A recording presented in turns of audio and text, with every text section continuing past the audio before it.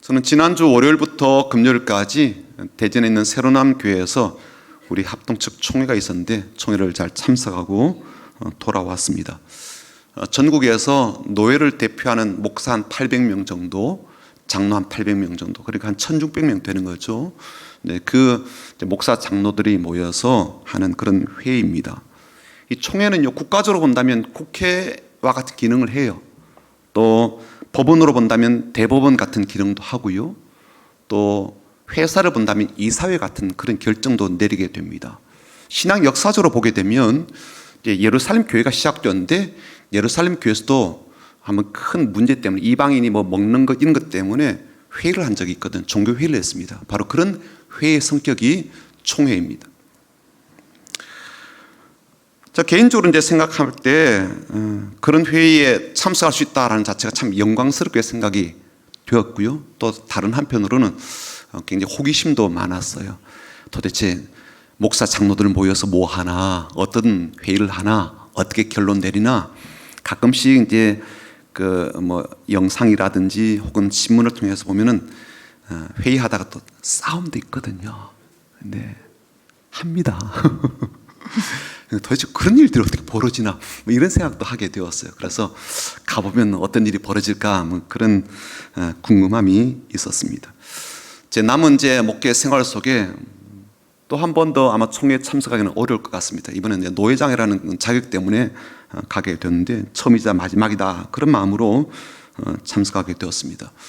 이번 총회는 또 저희 노회에서 올린 헌의안이 이제 몇 가지 있었는데 그런 헌의안들이 어떻게 또 결정되어질지 그런 부분에 대해서도 긴장함을 갖고 참여하게 되었습니다. 4박 5일이니까 뭐 짧은 시간 아니죠. 그 긴 시간 동안 참석하면서 이런저런 것도 배우게 되었고 또 보게 되었고 경험도 하게 되었습니다. 3일째가 수요일이었는데요. 밤에 우리는 수요 예배를 드리는데 거기에는 이제 예배를 드리게 되었어요. 어떤 예배였는가 하면 해마다 이제 총회장을 우리가 선출하게 되는데 총회장 취임 감사 예배를 그 교회에서 드리게 되었어요. 그러니까 우리 총회에 참석한 목사 장로도 있지만 거기에 성도도 함께하는 그런 예배였습니다. 예배를 위해서 순서지가 따로 있었는데 순서지를 이제 쭉 보다가 굉장히 낯익은 이름이 있는 거예요. 박이천 목사님이라고. 제가 28, 29 그때 신대원 이제 학생이었거든요. 1학년, 2학년인데 그때 설교학을 강의하셨던 목사님이 거기에 설교자로 오시는 것으로 이렇게 순서지에 나와 있더라고요. 거의 이제는 한 40년 이제 가까이 지나게 됐는데 그동안 그분 얼굴을 볼 수가 없었습니다. 다시 뵙게 되고 또 말씀을 이제 듣게 되는 그런 자리였습니다. 박희천 목사님은 제가 신학생 때 그 내수동 교회 담임 목사님이셨어요. 그리고 담임 목사님이시면서 또 신대원 학생들에게는 설교에 대해서 가르치기 위해서 그때 저는 양지 캠퍼스에 있었는데 일주일에 몇 번이나 오셔서 저희들에게 설교학에 대한 강의를 해 주셨습니다. 이분 강의는 매우 직선적이에요. 매우 단순합니다. 모토가 뭐냐면 이런 거예요. 성경 부지런히 읽어야 돼. 목숨 걸고 읽어야 돼. 그리고 성경이 있는 것만 말해. 이게 설교학의 요지예요. 그러니까 성경이 있는 것만 말하고 없는 건 말하지 말라는 거예요. 심플하잖아요. 그렇죠? 또 당연히 그래야 되고요. 오늘 이제 설교 본문 읽었다면 이 본문에 대한 내용만 다루지 다른 쓰잘데기 없는 거 하지 말라는 거예요. 저는 그 당시 이제 신학교 초년생이었음에도 불구하고 이렇게 가르치는 노 목사님의 이 강의가 좀 마음에 안 들었었어요. 좀 답답하다 생각되었거든요. 그 당시 이제 박희천 목사님이 제 나이 또래였다고요. 환갑 막 지난 때였었는데 환갑 넘은 목사님 오셔가지고 성경감 그러니까 좀 답답하게 생각되는 거예요. 그리고 그 강의들이 자꾸 잔소리처럼 들리는 거예요. 아니 신학생이 설교를 하는 이제 목회자인데 아니 성경을 어련히 알아서 읽을까? 그리고 성경 본문에 나오는 그러한 내용만 하라 그러면 설교 뭐 5분하고 10분하고 끝내란 말인가? 뭐 이런 마음이 든 거예요. 그리고 세상이 어떤 세상인데 성도들한테 그래도 뭐 이런 이야기를 하고 저런 이야기를 해야 되지 않나? 그런 마음에 치기 어린 그런 생각들이 있었습니다. 그래서 그 당시에 목사님 강의를 들으면서 그 강의의 이제 뜻, 의도는 알겠지만 너무 현실과 동떨어진 것 같습니다. 그리고 현실 속에 살고 있는 성도들에게 어필이 되지 않는 좀 고리타분한 그런 내용이다라고 그렇게 저는 좀 생각한 부분이 있었습니다. 그런데요, 이분 가르침 한 2년 동안 그렇게 받고 나니까요, 총신에는 총신신학교의 어떤 그 핵심 그 가르침이 있거든요. 그리고 또 보수신학 뭐 이런 게 있단 말이에요. 또 저희들은 이제 합동측인데 합동측에 갖고 있는 개혁적 신앙 이런 게 있거든요. 이런 것들이 이분 이제 강의 들으면서 자연스럽게 이제 제 뭐 세포라 그럴까요? 제 삶이라 그럴까요? 제 신앙에 이렇게 자리 잡게 되었습니다. 그래서 저 나름 뭐 총회 우리 합동측 신앙의 어떤 정신이 자리 잡게 되었는데 이게 다 이제 그 목사님의 뭐 다른 교수님도 마찬가지겠지만 그 교수님의 가르침이 저한테 그렇게 이제 영향을 많이 줬다라고 생각을 해요. 감사한 마음도 있고요. 근데 그 목사님이 그날 설교자로 오신다 그러니까 어떤 모습일까라고 궁금함도 있고 또 어떤 말씀을 전하실까, 어떻게 전하실까라는 그런 기대감도 있었습니다. 그런데 이제 우려스러운 일이 벌어졌어요. 뭐냐면 예배가 시작되고 보통 이제 중간에 우리가 찬양대하는 것처럼 찬양이 이제 끝나고 나서 목사님이 저 밑에 계시다가 이제 강단으로 이제 올라오시는데 보니까 못 걸으시는 거예요. 그래서 양옆에 두 사람이 부축해서 겨우겨우 강단에 올라와서 의자에 앉으시더라고요. 그래서 이제 옆에서 뭐 두런두런 한 이야기, 저 목사님 연세가 97세가 되었대 그러시는 거예요. 100세에 지금 3살 빠지는 그 연세신 거예요. 그러니까 제 생각에 저렇게 힘이 없어서 부축해서 강단에 오를 정도라면 저 어르신을 왜 설교자로 모셨을까 그런 마음이 든 거죠. 총회장으로 취임하는 분에게는 일생일 때 한 번뿐인 참 영광스러운 그런 자리인데 왜 하필이면 그런 상태에 있으신 목사님 설교자로 모셨을까 그런 생각이 들었습니다. 물론 그 새로남교회 오정호 목사님이 그 신학생 때 그리고 사역자일 때 내수동교회 박이찬 목사님 아래에서 그렇게 훈련을 받았대요. 그러니까 영적 스승이죠. 예. 영적 스승 같은 그런 분이셔서 자신의 총회장 취임하는 예배에 와서 설교자로 그렇게 해달라라고 한 것은 한편으로 이해가 되긴 하지만 이 노 목사님의 몸 상태를 봐서는요, 설교를 제대로 하시려나 이제 그런 이제 우려와 걱정이 되었습니다. 그리고 설교 시간이 되었죠. 그러니까 뒤에 계시는 목사님이 또 두 사람 부축을 받아가지고 강단에 왔는데 서 계실 수가 없어서 앉아서 의자에 앉아서 말씀을 전하시게 되었습니다. 무슨 말씀하실까 기대가 되기도 하지만 저러다가 실수하면 어떡하나 긴장되는 그런 시간이었는데요. 이렇게 말씀을 전하셨어요. 영상을 제가 좀 준비를 해봤거든요. 볼까요? 그 소리 좀 높여주세요. 지구 안에 있는 지구 삼각에 기부안족속이 있어서요. 기부안족속. 이 기부안족속들이 수를 내가지고 여호수아에게 네, 잘 보셨어요? 40년 전하고요 거의 비슷해요. 까랑까랑하고요. 약간 느린 말투로 그렇게 강의를 해주셨거든요. 또박또박하고 분명한 그 말투는 여전했습니다. 그리고 우리에게 그렇게 가르쳐 주신 대로 또 본인이 설교한 그대로 그 밤에 말씀을 전하시는데 그 밤에 왠지 마음에 그렇게 많이 와닿더라고요. 그 말씀 한 말씀 한 말씀이. 그리고 그 말씀을 듣는데 갑자기 의도치도 않게 눈물이 그렇게 나는 거예요. 30년 동안 변함없이 40년 동안 변함없이 그렇게 지내오시고 살아오신 노 스승의 그 말씀이 제게 깊은 울림으로 다가왔습니다.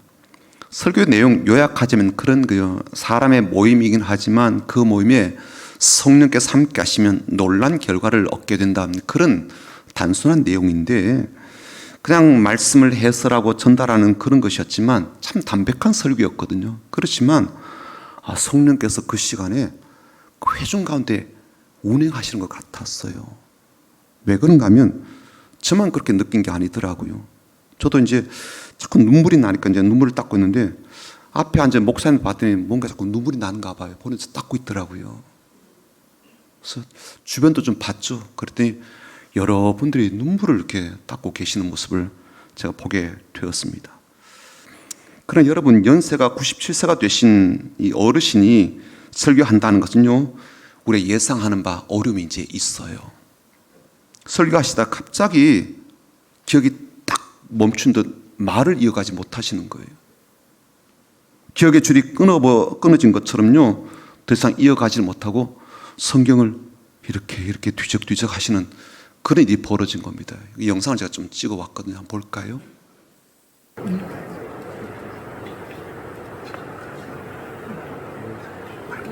설교 중에 이렇게 되신 거예요. 미안합니다. 내가 갑자기 생각이 안 나네요.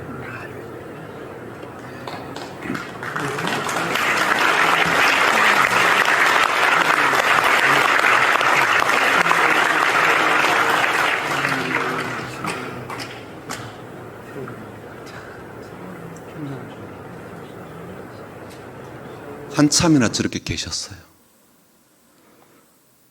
근데 그 모습도 참 은혜가 되더라고요. 그렇지, 목사님이 저런 상태이신 그런 분이시지. 기억의 줄이 끊어지게 되고 생각의 흐름이 단절이 되는 그런 일들을 종종 겪으실 그런 연세시지. 그럼에도 불구하고 성경을 수도 없이 읽으시며 하나님께 주신 말씀의 감동을 여전히 우리 후배들에게 전해주는 그 목사님도, 또 그리고 그렇게 되신 목사님을 쓰시는 하나님도 참 놀랍다라는 것 때문에요, 한참 동안 설교를 멈춘 채로 그렇게 계신 그 모습조차도 깊은 감동이 되었습니다. 말과 생각이 멈춘 목사님 향해서 그 자리에 있던 많은 분들이 아까처럼 박수를 이렇게 치게 됐고, 여러 번 쳤습니다. 왜냐하면 시간이 자꾸 길어져서 당황하면서 어떻게 하나, 막 그런 목사님 모습조차도 은혜가 되어서 모든 교우들이 함께한 목사님, 장로님들이 그렇게 박수를 치면서 응원했죠. 그렇지, 그런 상태이시지. 그래도 하나님 말씀을 그대로 전하시는 그 모습이 얼마나 저한테는 또 많은 분들에게 울림이 되었는지 모릅니다. 근데 제가 그 목사님 말씀을 듣고 그 모습 보면서 이런 마음이 드는 거예요. 어떤 마음이냐면, 나는 30년 뒤에 저 목사님처럼 저렇게 살아내고 있을까라는 거였어요. 30년 뒤에. 제가 60이잖아요. 나도 90대였을 때 저렇게 살고 있을까? 주 앞에 가야 될 날이 이제 가까이 있는 저 목사님 보여주시는 변함없는 신실함, 올곧은 충성심, 그런 것들을 나도 여전히 품고 살아내고 있을까? 나이가 80이 되었어도 그렇게 변함없이 살아내고 있을까? 90까지 산다면 그 나이대에도 꼿꼿한 신앙적 자세로 까랑까랑한 믿음의 태도로 살아내고 있을까? 스스로 질문이 되었습니다. 제가 신학생 때 보았던 목사님은요, 말씀에 대한 깊은 사랑함이 있었어요. 성경을 놓지 않아요. 단호함이 있었고 열정이 있었고 강직함이 있었는데요, 30년 지나고 40년 지나도요, 더 깊이 있는 모습으로 저렇게 변화돼서 제 앞에 서 계셨거든요. 그런 느낌을 주기 충분했기 때문에 자꾸만 나 자신에게 너는 그렇게 살 수 있겠니? 넌 그렇게 살 수 있을까? 질문하게 되더라고요. 나의 20년 뒤, 나의 30년 뒤는 어떨까라고 스스로 돌아보게 되었습니다. 그러면 그럴수록 노 목사님이 전해주는 말씀 한 구절 한 구절이 그렇게 크게 다가오는 거예요. 깊게 다가오는 거예요. 눈물이 주체가 안 되는 거예요. 그리고 또 한 가지 그날 제가 느낀 게 있습니다. 그 노 목사님 그토록 아끼는 후배를 얼마나 사랑하였으면 그 힘든 몸 상태를 끌고 서울에서 대전까지 내려왔을까라는 거였어요. 얼마나 아끼면, 얼마나 사랑하면, 얼마나 깊이 생각하고 있다면, 얼마나 후배 목사를 격려해주고 싶으셨다면 그렇게 달려와서 자신의 몸을 다 내어주듯 그렇게 말씀 전하셨을까, 그런 생각이 들었습니다. 얼마나 그런 마음이 열정이 많으면 후배 목사님이 담임하고 있는 그 교회 성도들이 어떻게 살아야 될지를, 또 그 자리에 총회에 와 있는 목사들, 장로들이 어떻게 교회를 섬기고 목회를 해야 될지를 가르쳐 주고자 달려왔을까라는 그런 마음이 들었습니다. 여러분, 오늘 우리 읽은 본문을 가만히 묵상해 보면요, 읽어보면 사도 바울이 지금 로마 교회를 향해서 또 교인들 향해서 그런 마음이구나라는 것을 좀 우리가 읽을 수가 있어요. 로마 교회는 사도 바울이 개척한 교회가 아니거든요. 그럼에도 불구하고 사도 바울은요, 그 교회에 사모하고 가보고 싶어가지고 여러 번 마음을 먹었다라고 표현하고 있습니다. 9절 한번 볼까요? 9절 한번 보십시오. 내가 그의 아들의 복음 안에서 내 심령으로 섬기는 하나님이 나의 증인이 되시거니와 항상 내 기도에 쉬지 않고 너희를 말하며 10절이요. 어떻게 하든지 이제 하나님의 뜻 안에서 너희에게로 나아갈 좋은 길 얻길 구하노라. 또 11절에 이야기하거든요. 내가 너희 보기를 간절히 원하는 것은.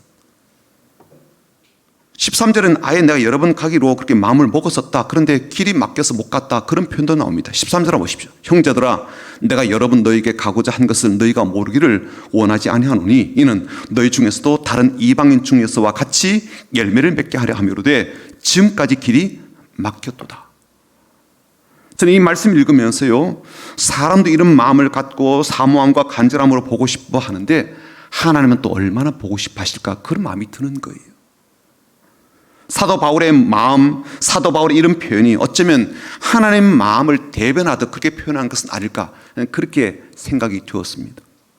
자, 그렇다면 왜 사도 바울은요, 자신이 개척한 교회도 아닌데 로마 교회에 그렇게 가고 싶어 했을까?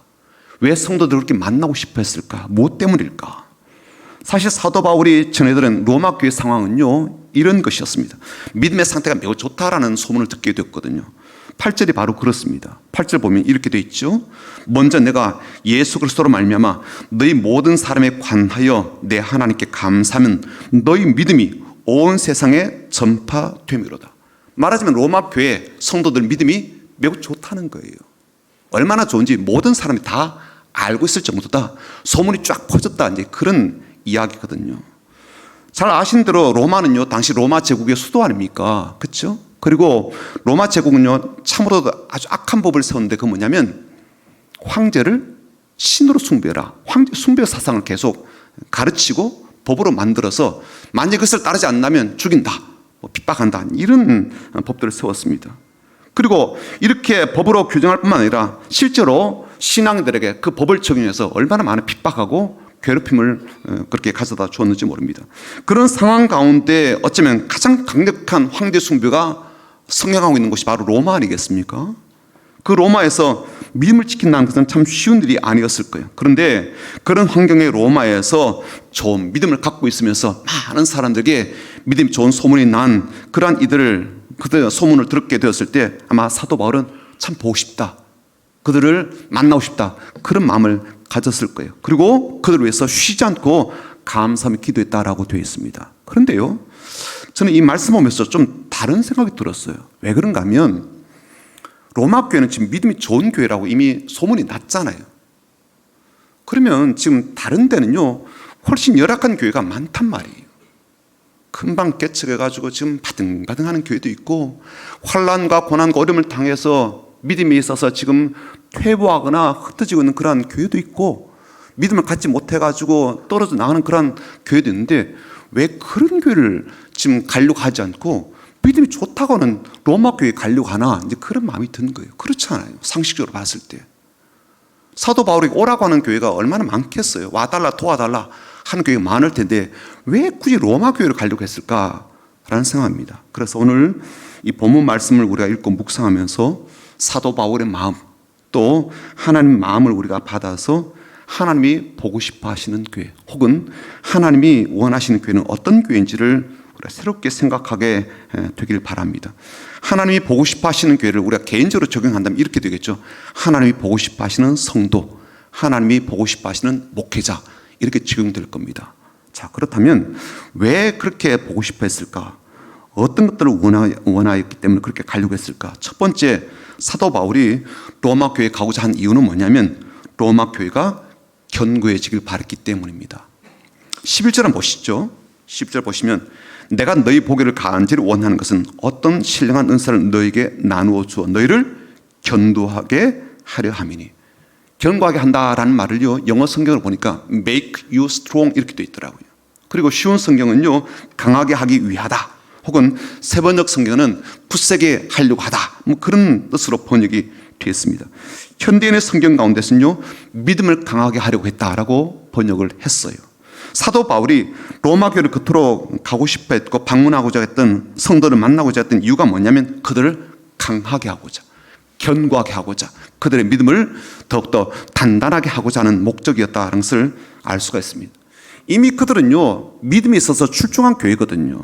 그래서 그 귀한 믿음을 가진 이들이 뭐 참 좋다, 그래서 보고 싶다, 그런 의미도 있겠지만 이미 출중한 믿음을 갖고 있는 그러한 교회지만 더욱더 견고하게, 더욱더 견고하게, 더 단단히 세워지기를 바라는 그러한 마음에서 이 교회를 방문하고 싶었다는 거예요. 하나님 바람도 마찬가지죠. 하나님은 지금도 교회를 찾아오시고 성도들을 찾아오십니다. 우리의 믿음이 강해지길 바라셔서, 교회가 견고하게 세워지길 바라셔서, 이미 잘 되고 있는 교회라 할지라도 더 견고하고 더 단단히, 더 건강하게 세워지길 바라셔서 찾아오신다는 거예요. 자, 그런데 교회가 믿음에 있어서 어떻게 견고하게 되고 어떻게 해야 강하게 될 것인지를 오늘 11절 말씀에 이렇게 전하고 있습니다. 11절 한번 같이 읽어보겠습니다. 11절입니다. 내가 너희 보기를 간절히 원하는 것은 어떤 신령한 은사를 너에게 나누어 주어 너희를 견고하게 하려 함이니. 성도의 믿음이 견고해지고 교회가 든든히 서나가는 일에 있어서는요, 어떤 것보다도 영적 은사가 부어져야 됩니다. 하늘의 선물이 필요해요. 하나님께서 주신 선물이야말로 우리에게 주어지게 될 때 우리는요, 믿음에 있어서 견고하게 되고 교회는 든든히 서나가게 되는 겁니다. 사도 바울이 왜 로마 교회에 그토록 가고 싶었을까요? 가서 신령한 은사 나누고 싶었어요. 하나님의 선물을 그들에게 전하고 나누어 줌으로써 교회와 교인들이 더 견고하게 세워지기를 바랬던 것이죠. 우리 하나님이 그렇게 바라십니다. 우리가 찾아오시고 우리에게 원하시는 것은요, 하나님께서 주시는 이 신령한 은사, 하나님께서 주시는 영적 선물을 받아서 믿음에 있어서 견고하게 되기를 바라시기 때문이거든요. 믿음을 강하게 가지려면, 신앙생활에 있어서 견고해지기를 바란다면 누가 뭐래도요, 하나님의 은사를 구해야 됩니다. 하나님의 선물을 구해야 돼요. 영적 선물, 신령한 선물을 구해야 됩니다. 그럴 때 우리의 믿음은 강하게 되고 단단하게 되고 굳세게 될 것입니다. 하나님께서 은혜로 주시는 이 하늘의 선물을 구하고 영적 선물을 구하는 저와 여러분 되기를 주님의 이름으로 축복합니다. 여러분, 직장 열심히 나가는 이유가 뭐예요? 돈 버는 거죠. 그렇죠? 예. 돈 벌어서 행복하게 가정을 꾸려가고 살아가기 위한 목적에서 열심히 우리가 회사를 나갑니다. 그렇게 돈을 구하듯 성령 은사를 구하라는 겁니다. 우리 얼마나 건강을 챙기려고 애씁니까? 운동도 하고 좋은 거 먹고 그러지 않습니까? 약도 먹고요. 그렇게 건강을 구하듯 하늘의 선물을 구하라는 겁니다. 우리 가운데 얼마나 많은 문제들이 발생합니까? 이 문제 해결되었으면 좋겠다 라고 해서 백방으로 뛰는데, 그렇게 문제 해결이 되기를 원하듯 하나님의 영적 은사를 구하라는 겁니다. 성경에 보니까요, 영적 선물과 은사가요, 굉장히 종류가 많아요. 제가 한번 열거해 볼까요? 예언의 은사, 섬기는 은사, 가르치는 은사, 권면하는 은사, 위로하는 은사, 지도력의 은사, 긍휼을 베푸는 은사, 지혜의 은사, 병고침의 은사, 방언의 은사, 방언 통역의 은사, 그리고 서로 돕는 은사, 복음 전하는 은사, 대접하는 은사, 다른 위해서 기도하는 은사, 귀신 쫓아내는 은사, 굉장히 많습니다. 우리가 구할 것이 많아서, 선택사항이 많아서 좋기도 하지만 그렇게 많은 은사를 선물로 하나님께서 주시기 위해서 우리가 오신다는 그 자체가 은혜 아닙니까? 두 번째, 사도 바울이 로마 교회에 가고자 했던 이유는요, 그들과 바울 사이에 서로 위로하고 응원하고 격려하기 위해서였습니다. 12절 한번 같이 보죠. 12절이요. 같이 읽어보겠습니다. 이는 곧 내가 너희 가운데서 너희와 나의 믿음으로 말미암아 서로 피차 안위함을 얻으려 합니다. 쉬운 성경 번역본에는 이렇게 번역되었습니다. 다시 말해서 여러분과 내가 서로 믿음을 통해 힘을 얻으려는 것입니다 라고 번역했어요. 위로이든 응원이든 격려이든 로마 교회도 사도 바울에게도 필요한 것이었는데요, 그렇게 로마 교회에 가서 바울도 교인도 서로 위로하고 힘을 얻기를 원했던 겁니다. 하나님이 교회에 오시고 사람이 오시는 이유는 뭐예요? 힘주시기 위한 거죠. 위로하시기 위함입니다. 안위를 주시기 위함이에요. 격려하시기 위함입니다. 실제로 예수님께서 이 땅에 오셨을 때, 그리고 사람에게 찾아가시게 되었을 때 주님께서 주신 위로가 얼마나 컸습니까? 주님께서 주신 격려가 얼마나 컸어요. 구약 시대도 신약 시대도 하나님 별명이 뭡니까? 위로의 하나님 아닙니까? 우리 주님의 별칭이 뭡니까? 위로와 안위의 주님 아니십니까? 그 주님의 손길이 얼마나 많은 사람을 위로하였고요, 용기를 품게 하고요, 얼마나 많은 사람을 소망 가운데서 일어서게 만들었습니까? 주님 말씀 때문에, 주님의 어루만지심 때문에, 심지어 같이 눈물 흘려주시는 그러한 것 때문에 그렇게 찾아오신 자리마다 위로가 넘쳤습니다. 근데 우리가 한 가지 이 말씀에 주목해 볼 부분이 있는데, 그건 뭐냐면 결국 우리 주님이 그러하신 것처럼, 사도 바울이 그랬던 것처럼 우리가 서로 격려하고 위로하고 힘을 줘야 되는데, 그때 믿음으로 해야 된다는 거예요. 믿음으로 위로해야 된다. 이 말이 어떤 뜻인가? 이건 저는 이렇게 생각이 돼요. 사람의 말이 아니라 하나님 말씀으로 해야 된다. 그렇게 해석됩니다. 믿음으로라는 말이. 믿음으로 격려해야 된다. 이 말은요, 사람의 방법보다는 하나님 마음으로 해야 된다. 그런 뜻으로 저는 해석이 돼요. 격려이든 위로이든 응원이든 사람의 경험, 사람의 말도 중요하겠지만 그것보다는 하나님의 마음과 하나님 말씀으로 하게 될 때 부작용도 없고 후유증도 없습니다. 내가 믿음으로 성장해가고 신앙으로 성숙해가는 과정 속에 누군가를 위로하고 격려하게 될 때 하나님 말씀으로 응원하고 안慰하게 되면 우린요, 제대로 힘을 줄 수가 있고 더불어서 참된 위로를 줄 수가 있습니다. 신령한 은사로 말미암아 성도와 교회가 견고하게 되듯 위로와 격려는요, 반드시 하나님 말씀으로 해야 되고 하나님 말씀에 의지해서 해야 한다는 것이죠. 물론 사람이 내 뜻과 마음을 담아 선한 뜻을 담아서 위로하는 것, 그것이 위로가 되지 못한다, 그런 뜻은 아닙니다. 다만 실제적인 격려와 힘은요, 하나님 말씀보다 나은 것이 없다는 거예요. 제 그 스승인 박익천 목사님이 강조하신 것도요, 말씀에 보탤 것도 없고 뺄 것도 없다. 말씀이 갖고 있는 능력이 얼마나 큰데 네가 네 말을 뭐 보탤 게 뭐 있냐, 그런 것이었거든요. 그렇잖아요. 어떤 것보다도 하나님 말씀이 가장 강력한 위로가 되는데 굳이 네 말 보탤 거 없어, 그런 뜻이거든요. 네 경험까지 보탤 거 없다니까, 그런 뜻이라고요. 하나님 말씀이 가진 그 능력을 네가 왜 축소하는데, 네가 부족한 것을 모작 보태려고 그래, 그런 거거든요. 하나님 말씀이 가진 능력을 우리가 믿는다면 그 말씀으로 위로할 때 힘되는 거예요. 격려받는 거예요. 진짜 소망 품게 되는 거거든요. 마지막으로 사도 바울이 로마 교회에 방문하고자 한 이유는 뭐냐면 영혼 추수에 대한 열망 때문입니다. 13절 한번 볼까요? 13절 같이 읽어보겠습니다. 형제들아, 내가 여러 번 너에게 가고자 한 것을 너희가 모르기를 원하지 아니하노니 이는 너희 중에서도 다른 이방인 중에서와 같이 열매를 맺게 하려 함이로되 지금까지 길이 막혔도다. 이미 이방인들 가운데 어마어마한 영혼 추수, 영적 추수가 있다는 거예요. 사도 바울이 1차 선교여행, 2차 선교여행 다니면서요, 그걸 목격한 거죠. 경험한 거. 자기가 복음을 전할 때 수많은 사람, 이방인들이 돌아온 것을 목격했단 말이죠. 마찬가지로 로마 교회 안에서도, 그리고 로마에서도 이런 강력한 영혼 추수의 그러한 역사들이 나타나기를 기대하는 마음으로 내가 로마 교회에 갔으면 하는 바람을 갖고 있었던 것이죠. 그래서 사도 바울이 15절에 이렇게 이야기합니다. 15절입니다. 그러므로 나는 할 수 있는 대로 로마에 있는 너에게도 복음 전하기를 원하노라. 뭐 때문에요? 영혼 추수 때문에. 한 영혼이라도 구원받게 하는 그 목적 때문에. 이미 믿음을 갖고 있죠. 많은 사람들이 로마 교회 성도들 참 믿음 좋아, 그래 소문난 그런 교회임에도 불구하고 그들에게 복음 전하기 원했던 사도 바울의 궁극적 소원은 뭐예요? 영혼 추수입니다. 구원받게 되는 것, 이방인들도 하나님께 돌아오고 유대인들도 하나님께 돌아오는 것, 여기에 목적이 담겨 있었던 것이죠. 복음의 능력을 그들이 알게 되고 복음이 담긴 하나님의 은혜를 깨닫게 되어서 로마 교회 성도들 가운데서도 영혼들이 구원받고 인생에서 영적 추수들이 일어나길 바라는 마음이 있었기 때문에 그토록 가고자 했던 겁니다.